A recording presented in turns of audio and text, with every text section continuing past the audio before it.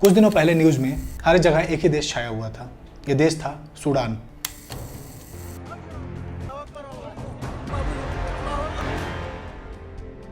Sudan किसी अच्छी चीज़ के लिए न्यूज़ में नहीं था, बल्कि वहाँ चल रहे आर्म्ड कॉन्फ्लिक्ट की वजह से वो हर न्यूज़ एजेंसी की हेडलाइन बना हुआ था।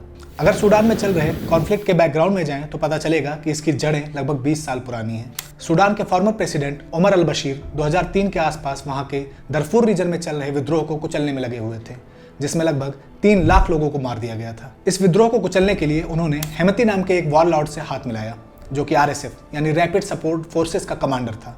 अल बशीर के साथ मिलने के बाद RSF ने वहाँ भयानक कहर बरपाया। इसके बदले में अल बशीर ने RSF को फॉर्मलाइज कर दिया और उनके कमांडर को प्रॉपरली फॉर्मल मिलिट्री रैंक्स भी दिए गए, जिसमें हेमती को लेफ्टिनेंट जनरल का रैंक दिया गया। 2017 में एक नया कानून लाकर RSF को इंडिपेंडेंट सिक्योरिटी फोर्स का दर्जा दे दिया गया। इधर अल बशीर के साथ मिलकर हेमती बहुत ही ज्यादा अमीर और पावरफुल हो गया था।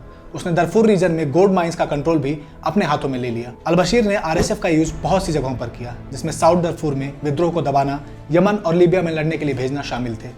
इस दौरान RSF लगातार और भी ज्यादा पावरफुल होती जा रही थी। उसने रशिया के private military group Wagner group के साथ भी रिलेशन बना लिए थे और बड़ी संख्या में भर्ती शुरू कर दी गई थी।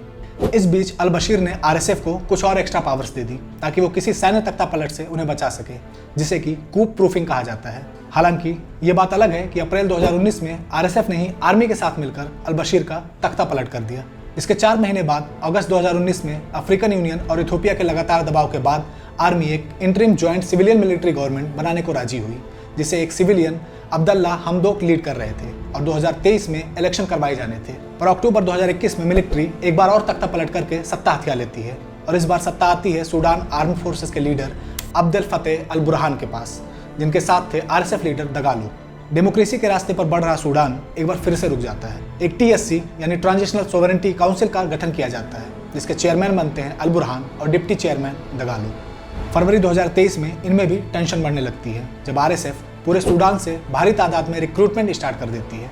ये टेंशन अपने पीक पर तब पहुंचती है जब RSF का आर्मी में इंटीग्रेशन करने का प्लान बनाया जाता है, जिसमें RSF चाहती थी कि एक 10 साल का टाइम टेबल बनाकर ये इंटीग्रेशन किया जाए, पर आर्मी इसे 2 साल में करना चाहती थी। इसके अलावा कुछ और भी बड़े मुद्दे थे, जैसे कि इंटीग्रेशन के बाद हायरार्की कैसी होगी और RSF आर्मी चीफ के अंडर काम करेगी या सूडान के कमांडर इन चीफ, जो कि अल बुरहान खुद था। सूडान की इकॉनमी अल बुरहान और दगालो में से किसके कंट्रोल में रहेगी, ये भी एक बड़ा मुद्दा था। इन सब का कोई सोल्यूशन न निकलता देखकर 11 अप्रैल 2023 को RSF ने मेद्रोवे और खार्तूम रीजन पर अपनी फोर्सेस डिप्लॉय कर दी। गवर्नमेंट फोर्सेस ने उन्हें वहां से हटने को बोला, पर RSF ने मना कर दिया और 13 अप्रैल को उन्होंने अपनी फोर्सेस मोबिलाइज करना स्टार्ट कर दिया, जिसे सूडानीज आर्म्ड फोर्सेस ने इलीगल डिक्लेयर कर दिया। इसके 2 दिन बाद यानी 15 अप्रैल को RSF ने सूडानीज आर्म्ड फोर्सेस के बेसिस पर अटैक शुरू कर दिया, जिसके बाद एक भीषण आर्म्ड कॉन्फ्लिक्ट की शुरुआत हो गई। अब तक आई ऑफिशियल रिपोर्ट के मुताबिक 1000 से ज़्यादा लोग मारे जा चुके हैं और लगभग 30,000 लोग घायल हुए हैं। ये नंबर सिर्फ ऑफिशियल रिपोर्ट्स के हैं।